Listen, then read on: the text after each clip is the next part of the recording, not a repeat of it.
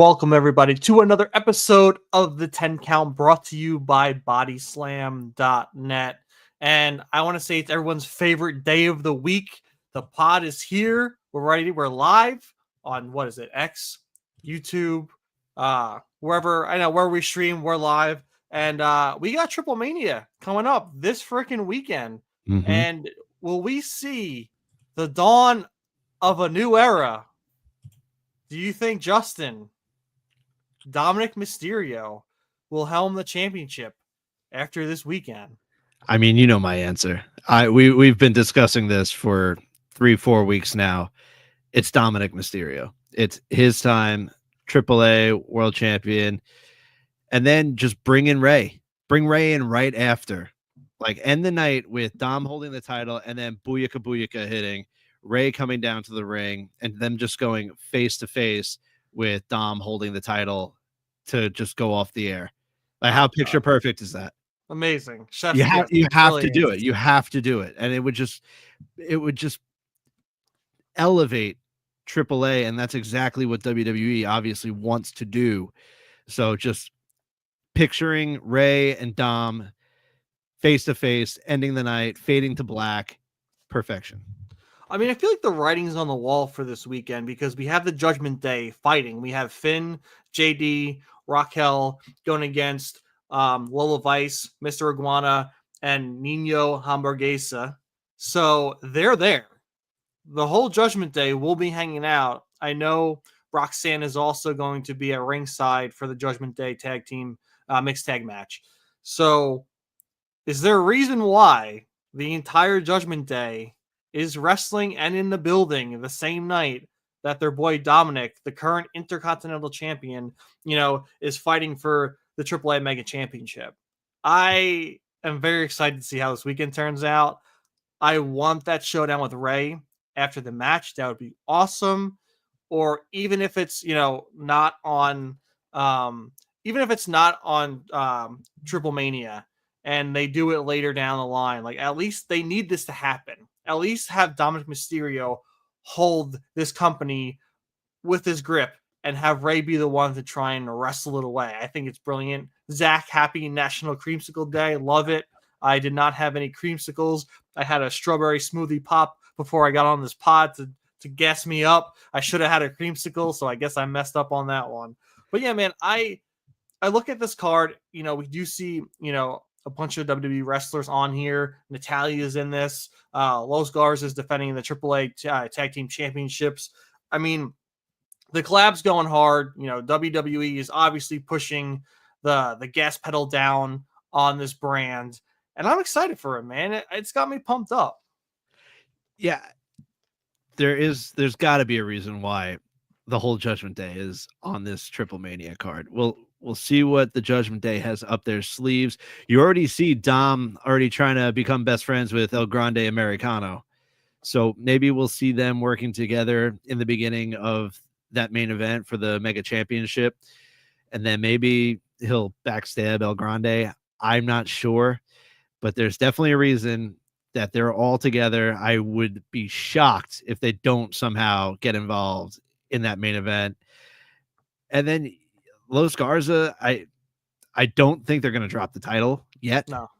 They defended it once on SmackDown, so I don't believe they're going to drop the title against Pagano and Psycho Clown, but I'm sure it's going to be one hell of a match. WWE wants to show out and show these AAA stars off. They want to build their reputation. They want to make them superstars. They want to build that brand. So I'm sure it's going to be a tremendous match, but I don't see Los Garzas dropping the title yet.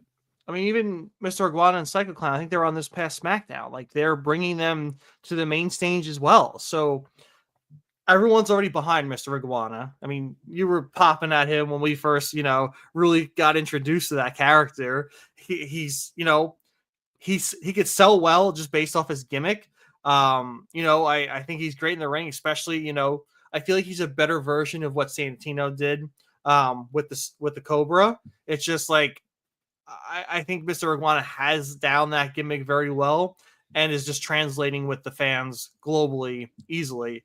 Do you think there's going to be multiple versions of El Grande Americano showing up during this match, or even show up during, they have the I don't want to butcher this, but I am, Bardal Cup match, the Battle Royal, I think it is, or maybe it's I don't know if it's Battle Royal, it might be a actual like huge match.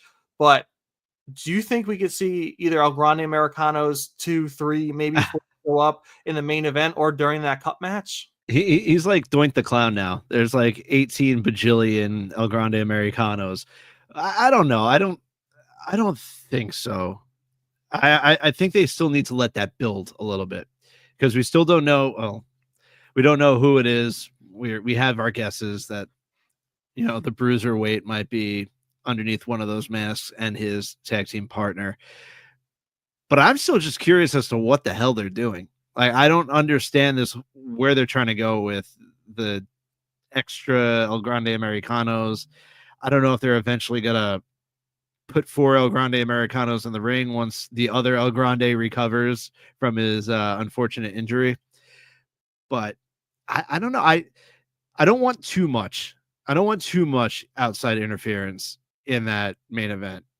Yeah. Obviously the Judgment Day is there. I don't think El Hijo del Vikingo is going to have really any help, and Dragon Lee either. So then, do they get involved? I don't know. I don't know if it's time for them to interfere in that main event. Yeah. The only thing that that gets me, Randy, howdy as always. The only thing that gets me is that it's Fatal 4-Way, no DQ. So mayhem can ensue.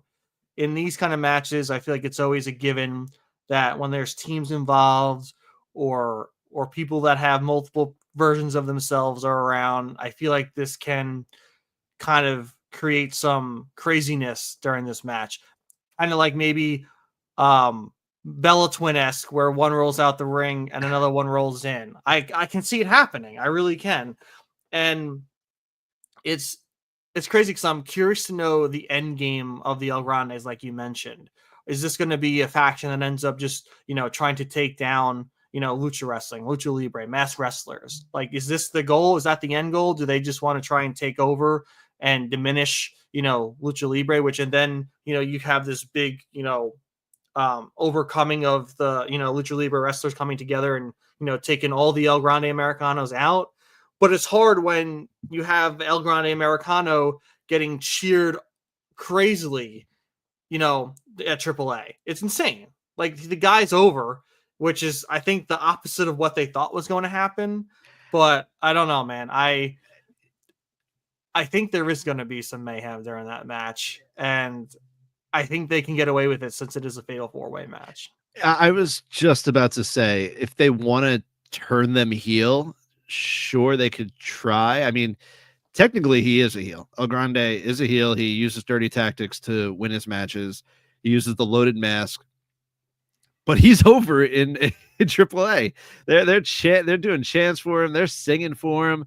So he, in a way, is like Dom to like us. I feel like right now, like, Dom's supposed to be a heel, but everyone loves him right now. Everyone's chanting the Dirty Dom chant. It's just like, I feel like El Grande in Mexico is Dirty Dom in the States right now. So seeing them together, it blends well and it meshes well. So sure, I can see them trying to make a heel faction with all the El Grandes, but I don't know, man. He's just so beloved right now. I mean, he's just over. Like you said, he's just so over. So it would be a tough try, especially on Saturday. So eventually down the line, sure, I could see it. But as far as this weekend, I don't know. Do you think there's a shot that El Grande, or even El Hijo to retain, or Dragon Lee to freaking win this title? Like, do you think there's anyone in this match besides Dom that has a chance? No.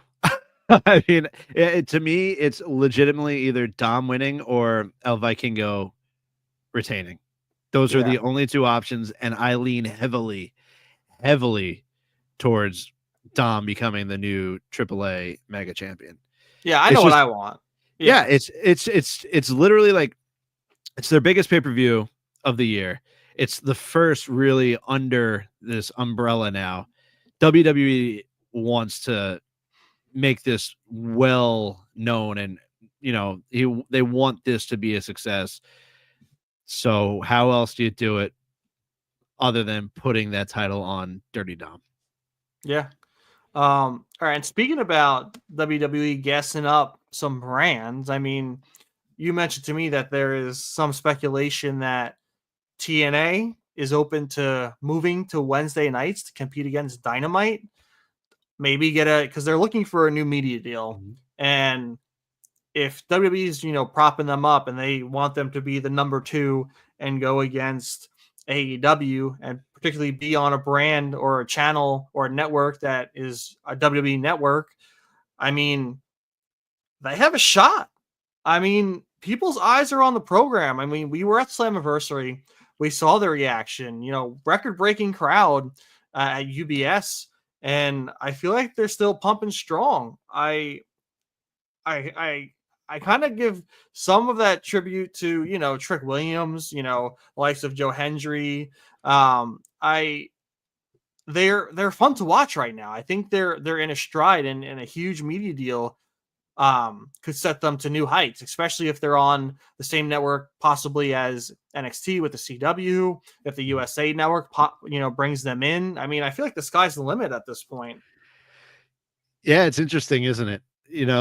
They're looking for this big media deal, and I mean, you have Carlos Silva who has said that it's been in the works. I think that they want to have it done by Bound for Glory. That's what I think everyone's assuming. They want to be able to announce the media deal at Bound for Glory. Bound for Glory is selling really well right now, ticket wise, and yeah, I mean, of course, WWE would love for them to hop over to Wednesday night live, because now WWE has a little piece of the pie in that with their partnership with TNA. Yep.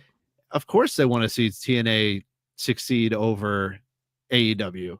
Yeah. So the fact that they are out there and they're saying like we're not afraid to go head to head with AEW is huge. That just shows the confidence that they're building and the confidence that they're building in themselves from this partnership with WWE. And obviously WWE doesn't want AEW here anymore. Let's be real. They're the rival, they're the enemy. You have the partnership with TNA and WWE. They want to both succeed. They have AAA. So who better to put up against AEW? I mean, we saw it back in the day. We saw NXT go head to head with Dynamite. Didn't do well for NXT. Dynamite Yeah. was crushing him.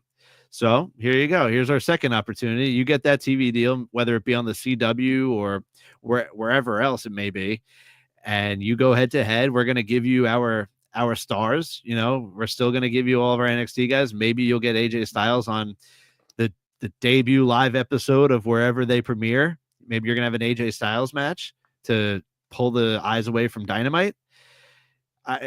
Yeah, man, it's a dog eat dog world out there, and clearly WWE does not want AEW. Or let's be real, they don't want them around, and they want to try to bury them, and they want to make sure that there's not a next TV deal for AEW. So we'll see. It's super interesting. I love it for TNA. Regardless, I want to see TNA get a live show every single week.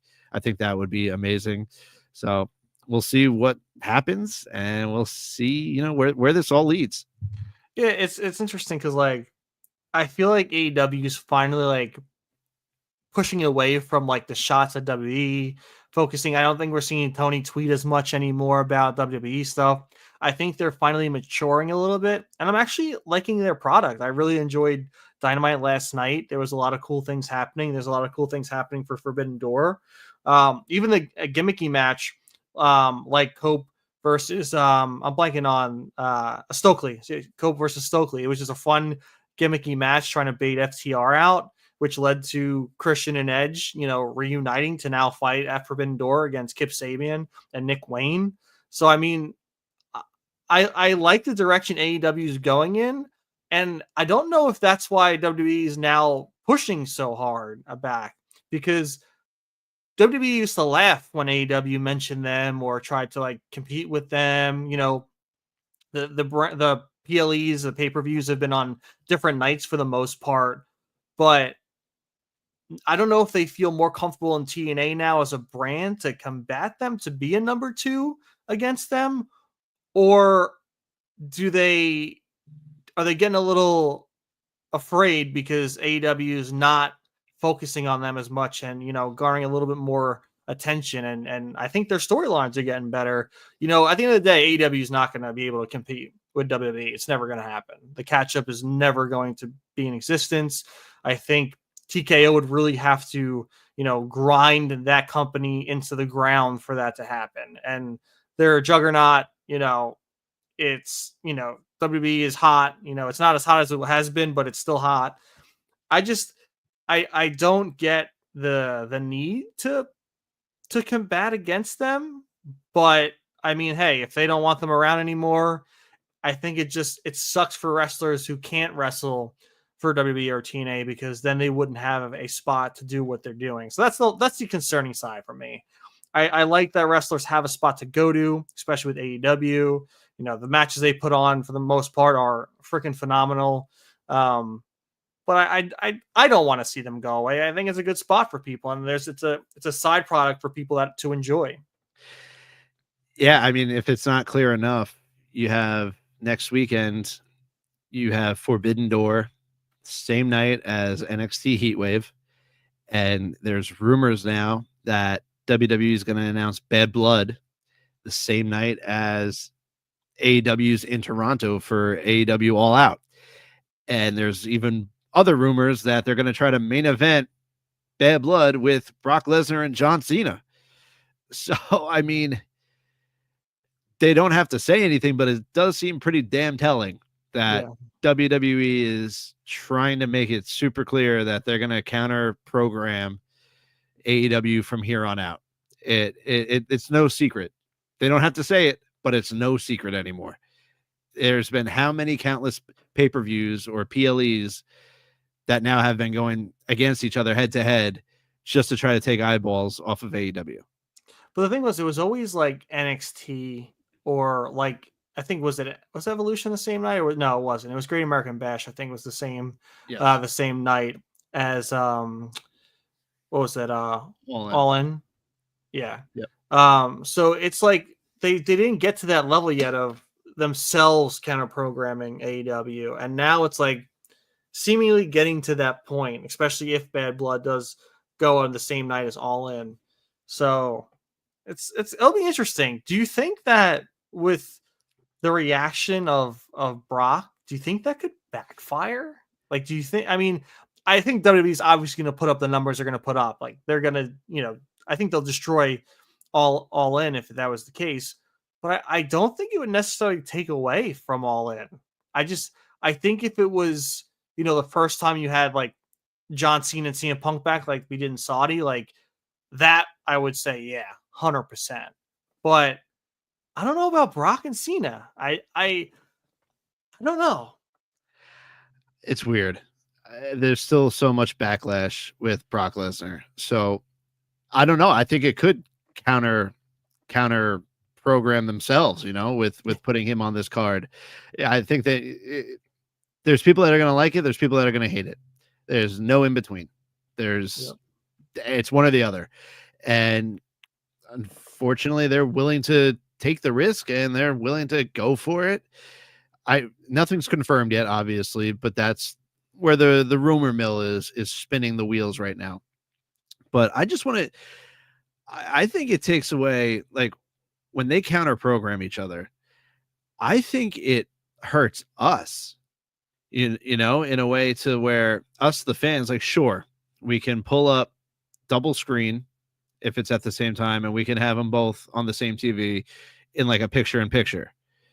But I really want to like sit and listen and watch. And I like when there's, let's say, a pay-per-view on Friday and then a PLE on Saturday, and we have a weekend long where they're not counter programming. I can just sit and take it all in without having to like flip back and forth. I think it just takes away from us. And I you know, it kind of hurts the fan in a way that really wants to be able to just sit and indulge and just watch both programs without having to kind of keep your eye one way and then keep your eye the other way. You know, it's just so you don't miss anything. So Yeah, I think if you want it to be a fresh take too, you gotta like avoid social media at all costs, because if they're both going on at the same time, you're gonna get one spoiled if you're not, if you're trying to watch one later. It's just, yeah, it's not the greatest taste in my mouth. I don't think WWE needs to do that. And again, I mean, I always point things to the corporate end. I think it's a TKO decision because when Triple H was at the helm, he didn't care. He just did his thing and that was it. But now being owned by a company, maybe it's like a dog eat dog world now, and TKO's got their foot on the neck, or think they have the foot of the neck of AEW, and it kind of makes me sad. But I don't think this will kill AEW. I mean, I think post all out was really positive for them. The direction, especially with Hangman at the helm, and even at Forbidden Door, they have a lot of high profile matches. I mean, we have a lot of talk about the Hardys and the Dudleys having their TNA tag team match, and now freaking Edge and Christian is back together for a match. Like, I don't know if that's AEW's way of saying, hey, like, you guys want to bring two of the three best tag teams around to have a match. Well, we're going to reunite that third one on, Forbidden Door weekend. So, I mean, it's going to be interesting how this all plays out in the near future with numbers, with viewership, with people in seats. I am curious to know if Bad Blood does go head to head with All In, what the numbers are going to look like. It's going to be intriguing. Yeah, no, definitely. And what's going on, El Juggalo? Yes, we're kind of glancing back and forth at the chat. 2-Day War does begin tonight at Gathering of the Juggalos. I'm gonna try to tune in if I can. It should be a pretty sick weekend. But as for Bad Blood, I mean, All Out is one of AEW's bigger pay-per-views. So the fact that they're rumoring that they're going to have Lesnar and Cena main event, you can only imagine what else they're going to try to throw at you to keep your eyes on their product and not AEW's product. Yeah. So the numbers will be interesting, but it's also, I think you can't really tell because it's a streaming platform. So you can't really tell with the streams. I don't know really how they break down the numbers. I don't know if you know more than I do with that, but like you could definitely see pay-per-view buys. So we'll definitely be able to see how many people bought AEW All Out when that does happen in September. But I don't know how you can really tell with the streaming and being on Peacock. Yeah, I'm not too sure how it works with streaming, because like with TV, it's like the Nielsen ratings. Mm-hmm. I'm not sure if streaming has something similar. I've never really looked into it, but I mean, I think you could probably, find how many streams is happening and minutes streamed, because like even when we do live streams, it shows like, minutes streamed, minutes watched, peak viewership. So it's probably something similar to that on the back end. So it might be like easier than we think for them to determine that kind of information. Mm-hmm. But I just really want to see if AEW like peaks a little bit, especially like when they think they're gonna like hammer home with a main event for Cena and Lesnar, and then it's like, oh, we actually dropped off. I don't think that's gonna. I honestly don't think that's gonna happen. I know WWE fans. A lot of WWE fans are just diehard WWE and just want to watch the product regardless of what's happening, and wouldn't jump ship. A lot of people that like to watch all products kind of favor WWE as well, because it is the ace of professional wrestling. So it's going to be interesting. I keep saying that because I don't know any other word to say, but I really want to see how that weekend does plan out, if that's the route they go. Yeah, and we'll see. They're trying to WWE is trying to build up this NXT card for next weekend because they're going against Forbidden Door. So they're trying to throw all they're trying to throw out all their artillery. So, but I truthfully think Forbidden Door is gonna crush Heat Wave. That's just that's just my opinion. Forbidden Door looks like it's building rather nicely. It is. I'm shocked that Will Ospreay is going to be participating in a steel cage match. Yeah, I don't know if it's the smartest thing to do. But that's Will Ospreay, man. That's why he's a gamer. That's what he does. He said he wanted to be back for Forbidden Door, and well, shit, here we are. He's going to be in a steel cage match. I mean, he gave a hidden blade last night, and I don't think he's even cleared.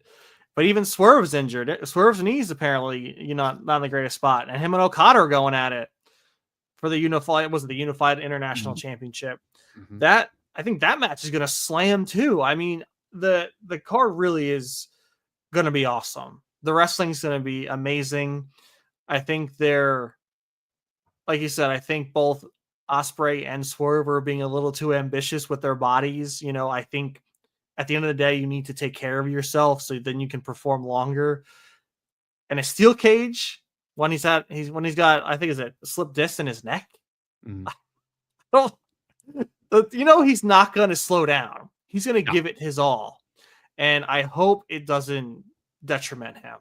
Because, like you said, episodes prior, next year, All Out. Hopefully, is it in, I forget if it is in London or not, if it's confirmed. I forget. All In? Yeah, All In. Sorry. Yeah, All In. Yeah, All In's it's in London. But yeah, I mean, we want to see that man take the championship in his home, in his home country. So he needs to be healthy for that. But I know he's going to put on a freaking hell of a performance. He always does. And that's like, you hear, like, even with hockey players, like, I'm going to totally go into a different realm here. But for baseball players, there's 182 games or some shit like that in a regular season. They're bound to take a day off. They're bound to phone it in. For hockey, there's way too many regular season hockey games, and I am a diehard hockey fan. You can't get up for every single game. It's impossible. Yeah. You're bound to phone it in, or, kind of just take a night off. You're out there, but you're not really into it. You couldn't get up for it. Will Ospreay, man, he's up for everything. He's out there. He's never taking a day off. He's never phoning it in. He wants whoever paid to go see him in that arena, he wants to put out for them, and he wants to show out. And that's what he does. But I hope it doesn't end up being a detriment to him, because he does have to slow it down a little bit. I feel like he feels like he's like in his teens, early 20s, just like all gas, no brakes, like Jacob Fatu. I mean, jeez, yeah.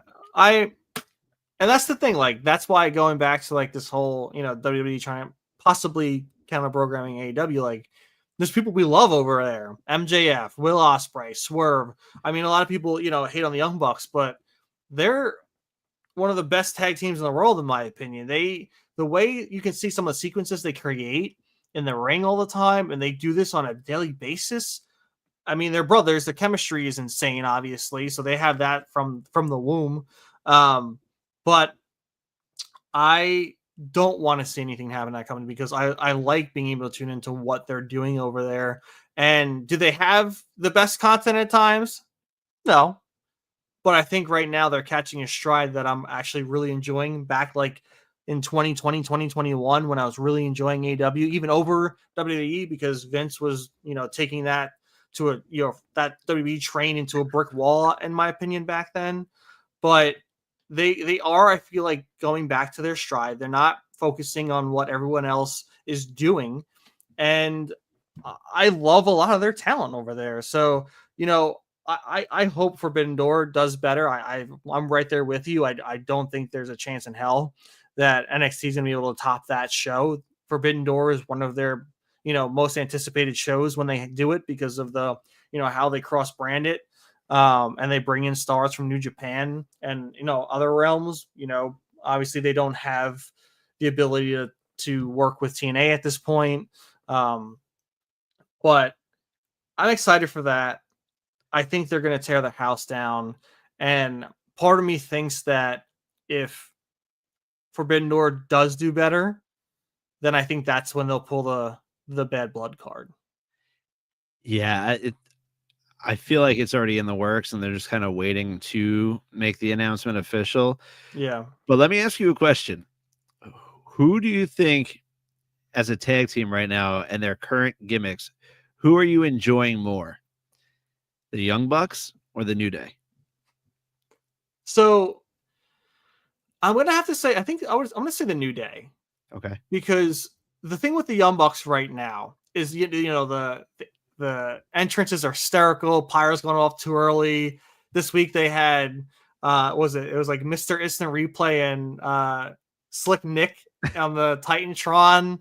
Like, it's hysterical. They're bummed out. They're in the, like I said, they're in the extras corner, but like they're not doing too much on the promo end right now. They're not, backstage interview kind of stuff. They're kind of just like, I think they had one or maybe two post what was it, all In. out? Oh, all in, thank you.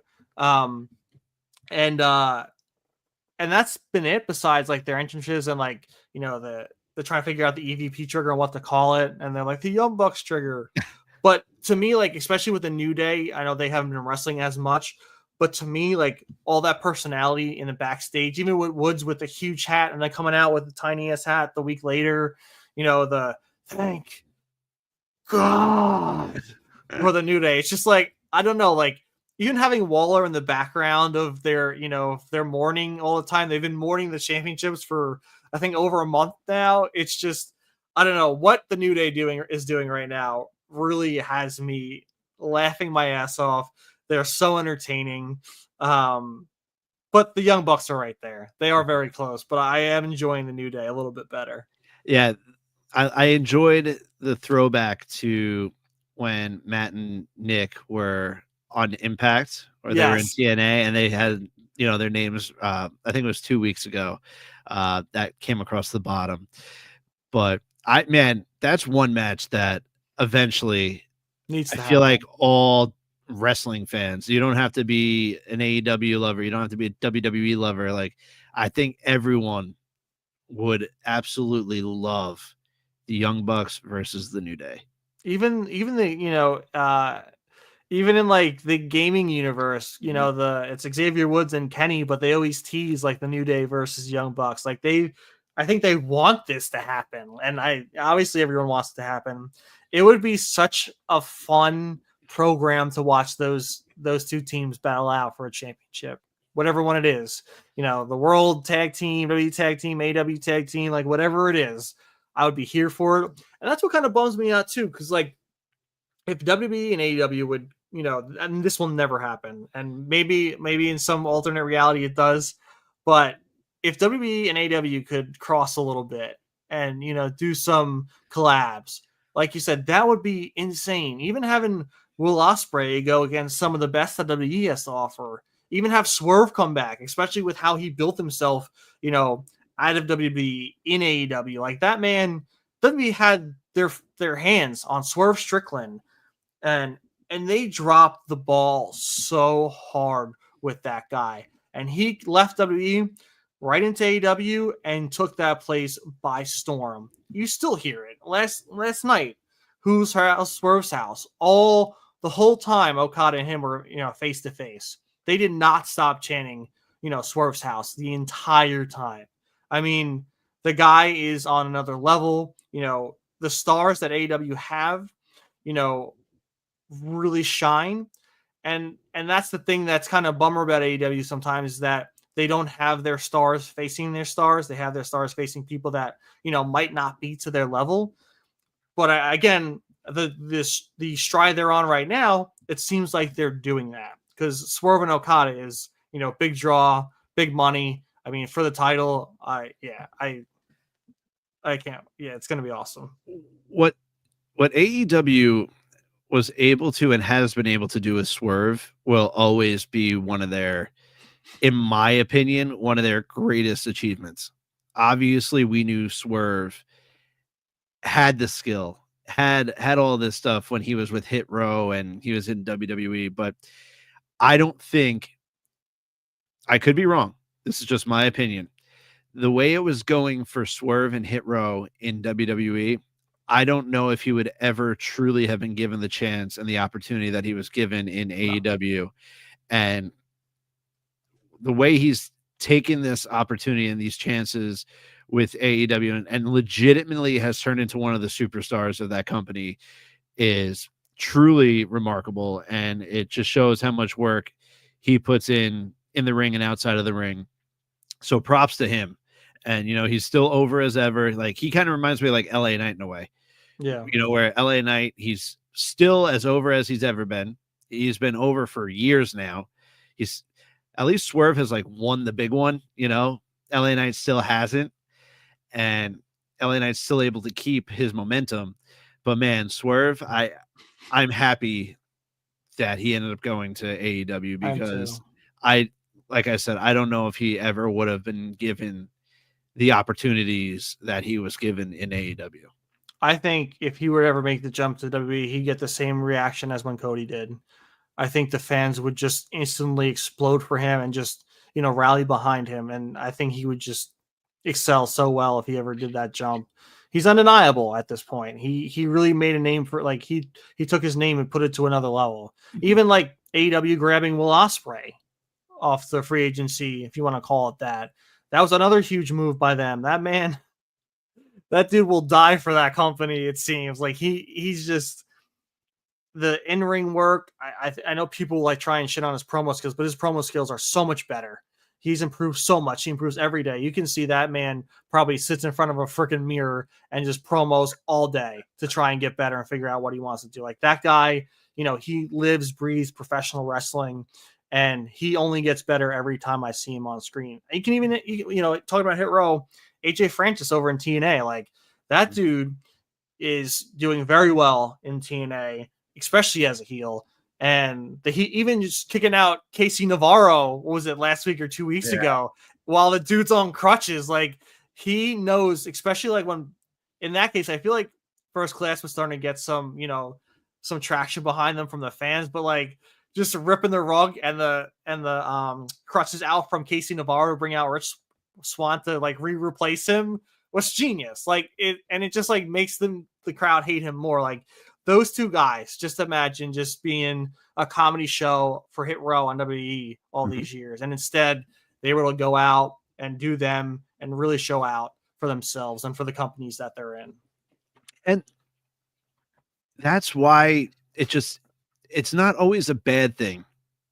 It sucks to lose your job, obviously. Yeah. But it's not always a bad thing that if you're stuck in a rut in WWE, you get let go or your contract doesn't get renewed, that you can go and reinvent yourself like Swerve did, like AJ Francis. Like this is a perfect leeway into our guy Karrion. Karrion Kross again was on Ariel Helwani, and I don't think it's a work anymore, bro. It's not. It's not. Unless he's like duping the world, and when they talk about blurring the lines, he is completely, the line's not even there to be blurred at this time if this is a work. I don't think it is anymore. Like I didn't think it was leading into this. After that interview, I agree with you. It's definitely not a work. And I know it's clear that Karrion would like to make it work with WWE. Yeah. He said he's still willing to go to the table and talk and do whatever. I found it a little interesting that he mentioned that WWE wanted to get him done first, and then they said that they would discuss Scarlett. That's sketchy ass shit, man. That's and I agree with him. He said when they came back the second time, they signed together, everything was done together. They are a package, let's be real. And the fact that they were trying to sign him and then they would go and discuss Scarlett, I don't think they would do anything negatively or in a negative way, because that would just instantly affect your relationship with Karrion. I don't know, man. We've seen this, right? I know Naomi dug her own grave when her and Sasha, you know, bet on themselves. But even with Aleister Black and with why am I blanking out on her freaking name? Zelina Vega. You know, when Zelina re-signed, and then Aleister Black was like, "All right, well, we'll see you later, dude." And then he goes to, have to go to AEW. That to me, like, I feel like there was something sketchy going on because they could have lowballed the shit out of Scarlett, and at that point, Carrion signed. Do you take the lowball offer, or do you take the ball in your court and do something else, go somewhere else? But then you're separated, even though Carrie and her are a package deal. And let's be real, I guarantee Carrie and Scarlett would have taken one salary together, and it would have just costed what? I mean, they're contractors. I don't think they get benefits. I don't think they get health care from WWE. I don't think they get anything like that. So, like, what would have been the negative to offering their contract again together? It just doesn't make any sense to me.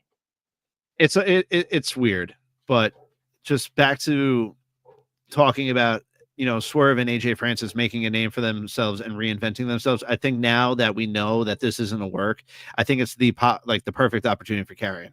Yeah. Go show up on these random indie promotions. Hell, maybe even shave your head again. I don't know. But turn back into Killer Cross, show what you're made of, make it happen, and just reinvent yourself, bro. That's it. I don't think he should wait either. I mean, he's hot with the crowd right now. He's hot with the fans. Get out there, start wrestling wherever it is, wherever they start asking you to come in, just do it. And he's a good social media guy. I mean, we both watched that a little over hour-long part 2 documentary that he put out last week. Was it on Sunday? And the dude knows how to do recordings. He knows how to do social media posts. He knows how to do videos outside of the actual wrestling productions. So the man should be taking everything he can get, putting on shows. A lot of people try and tarnish his promo skills. I don't think his in-ring skills, sorry. I don't think his in-ring skills are that bad. If you look at people like The Miz, right? The Miz always says, he's wrestled safe. He doesn't want to get injured. I think he got only injured once during his career. People have different wrestling styles. And I think we've talked about this in the past, maybe years ago or a year ago. There's different flavors of wrestling. I feel like Carrion's got the same style as like an MJF, but people love MJF because of his character. And I think MJF's character is so polarizing that people can look past, the in-ring portion. And I do think MJF is definitely better in the ring than Carrion, but I don't think Carrion's that far off. I think Carrion's not on that MJF level, but when he is, people are going to, look the other way on his wrestling style and just enjoy him as a character. Yeah, but I'm with you. Like, sure, is Carrion's in-ring up to par with, I don't know who to use as an example, but clearly, like, him on the mic and his promo skills are, I think you would agree that they're better than his in-ring work. Yep. But I also, you see the documentary, he's saying that people are telling him not to go hit a home run, just hit a double. It's true. I want to see Carrion hit a fucking home run. I want to see what he can go out and put out. Like, I know that he said that, I don't want to put words into his mouth, but something along the lines of they didn't want his match to overshadow something or something to that nature, where they didn't want, or even like the way like he was being taken, they didn't want Sammy to get booed. Yeah. I think it was something along that lines that was. they didn't want. They were afraid Sammy's going to get booed. And he's like, don't worry, I'll handle this. Like, he's like, I know what to do. Like, I am a professional here. I can make sure Sammy doesn't get booed. And let's be realistic. It's going to be very tough for Sammy to get booed. The people love Sammy, but the people also love Carrion. People aren't going to boo Sammy just because they love Carrion. Right. And so I just feel like if they're telling him not to go out and hit a home run, like, why? Like, don't we all want every single match to be a home run? Like, everyone should want to go out there and put on the best show that they possibly can, a la Will Ospreay. So I'm disappointed in the fact that they weren't letting him really show out and show up, because who knows? Like, everyone's like, oh, he sucks in the ring, but maybe he wasn't able to show his full potential in the ring. Yeah. So I'm hoping that once he appears somewhere in the indies or wherever he may appear next, I'm really hoping that he's given that opportunity to really show out. I think he will. And I want to go back to what you said about that, like going out and hitting a double. and not wanting home runs all the time. If the matches around him that are supposed to hit him home runs don't and fall short, that's to me on them. Why try and, lower the level of what people are trying to do in the ring when, case in point, AEW, I don't think they've ever told someone to hit a double, let alone a triple. They're just like, hit your home runs, everyone. And imagine telling someone like Will Ospreay to hit a double, do a freaking laugh in your face and just go do him while he's out there. So I understand WWE has more politics. That's considered the big leagues. But even to go back to your point about, people going out and reinventing themselves and leaving WWE, it's a one thing, to get to WWE, right? That's the goal. But if you're in WWE and that's your goal and they're not using you the right way and you feel like you have more to offer, I think it's the best thing in the world. You have your name, you have the WWE, experience. It's on the resume, whether it's 6 months, a year, 2 years, 5 years. People will pay for you because you have that on your name. Go make a name for yourself. Hit those home runs week in, week out. Like Cody did, make yourself undeniable. And Karrion is already almost there. I feel like he is there to make himself undeniable. I think everyone's kind of in shock that this deal didn't go through. So I think he just really needs to put the stake in the ground and, really show that you guys fucked up. Here we are. Give me and Scarlett the contract, a combined contract, not some silly goose crap that you're trying to play around with me for. And I don't want to say the aspect of hit a home run where it's, you don't want to be able to not outdo yourself, right? Yeah. So you want to build up to that ultimate amazing match where there's the false finishes and everything, but you can still go out and put on one hell of a show without overdoing yourself.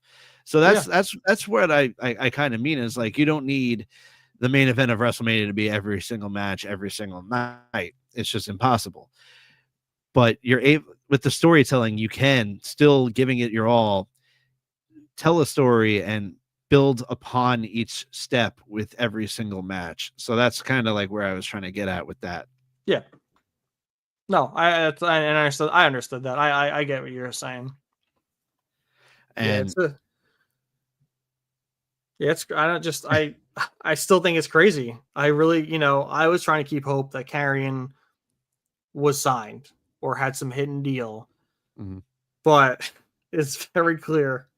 It's very clear.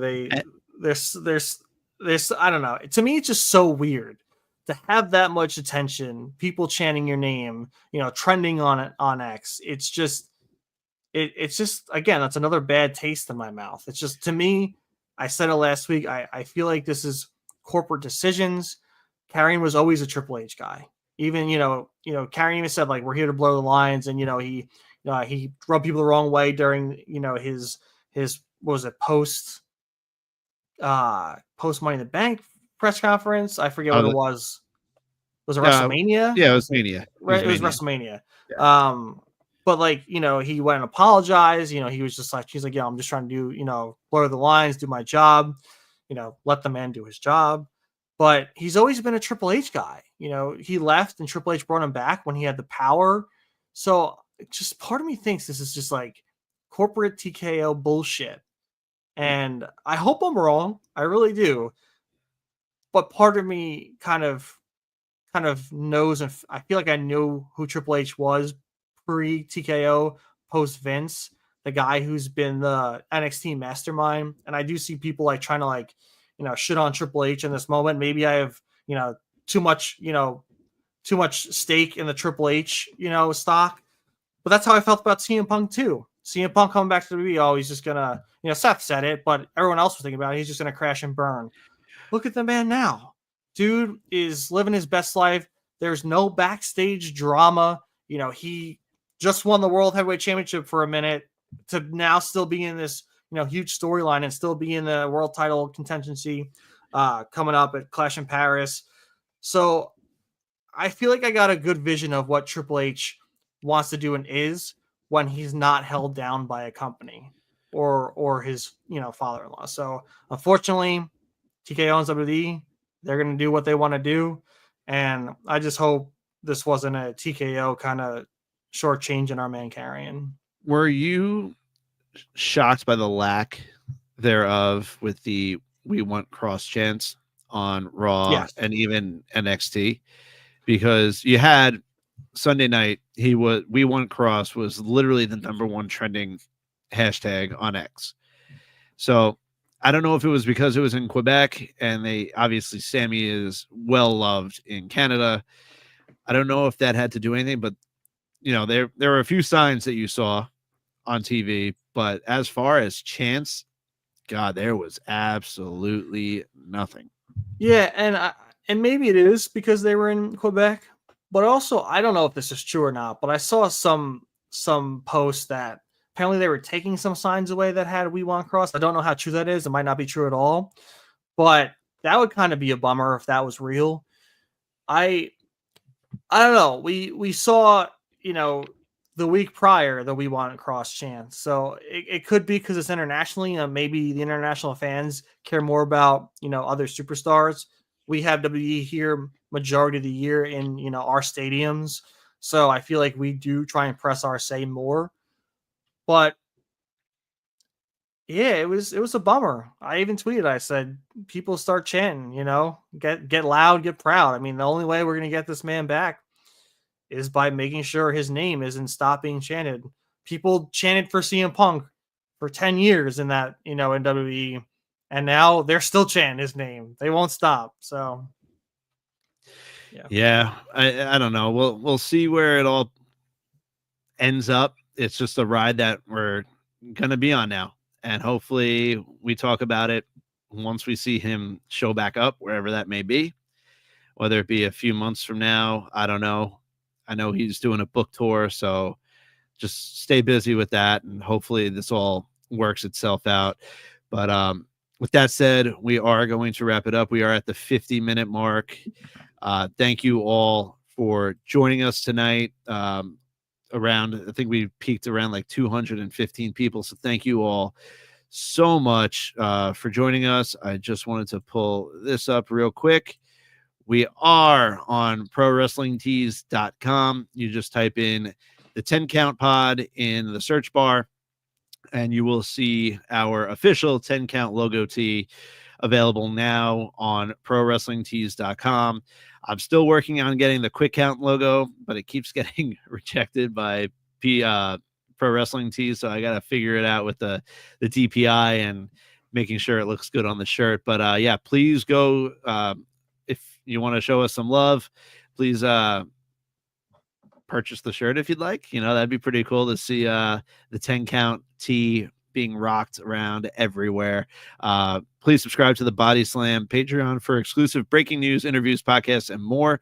I know we just released some information today on the Patreon. We have some more information coming out tomorrow. And I think we have actually something lined up for Saturday as well, if I'm not mistaken. But yes, thank you all. Please, top left corner at the 10 Count Pod on all socials, on YouTube. Please, I'm trying to get our YouTube channel to 100 subscribers. We are probably around close to 30 subscribers away from 100. That would mean the world. It only takes 1 second to hit the subscribe button. So please, if you are listening or watching on YouTube, please go give us that subscription. And then obviously, if you are listening on any streaming platforms, Apple Podcasts, Spotify, wherever you listen to your podcast, please leave us a comment or a rating. That helps us out more than you could ever imagine. With that said, Ty, I believe it is time to ring the bell, because this podcast is over. We will see you all on Sunday for the Quick Count. Until then, enjoy the rest of your week. The weekend is almost here. Enjoy the wrestling shows. Enjoy TripleMania. Enjoy SmackDown. Enjoy TNA tonight. We're in the greatest time of professional wrestling, so enjoy it all. Until Sunday, it is Ty, it is Justin, and we are out. Oh, thank you! Oh, thank you! Oh, thank you!